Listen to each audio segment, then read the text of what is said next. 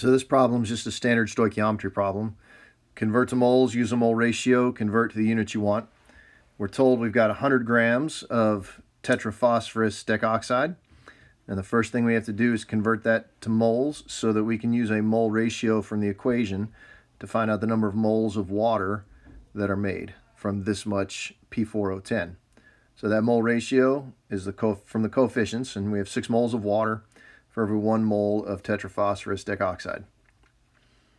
The last part of this is to convert that number of moles of water into grams, because the problem says what mass of water can be absorbed. So we use the molar mass of water. And when we carry out that calculation and round to 3 significant digits, we get 38.1 grams of H2O. In this part of the problem now, we're starting with 0.614 moles of water, and we want to find out the mass of H3PO4 that is produced. So we can skip step 1 in the chant because we're already in moles, and we can go right to the mole ratio step. So 4 moles of H3PO4 for every 6 moles of water from the balanced equation. That's where we got the 4 and the 6. And the molar mass of H3PO4 is 98 grams per mole. And we calculate that and round to 3 significant figures, we get 40.1 grams of H3PO4. Now this one's a little tricky. There's this P4O10 stuff, and it's used to absorb water.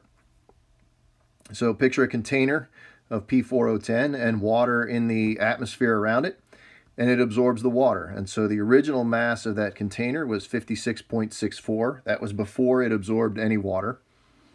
Right, so the dry tetraphosphorus decoxide. And after it absorbed the water, the mass of the container was 63.70. So to figure out the mass of water that was absorbed, you just take the difference between those two masses, 63.70 minus 56.64 grams, and that's going to give us the mass of water that is absorbed. So now we can convert that to moles. So 7.06 grams of water using the molar mass of water of 18.02 grams per mole.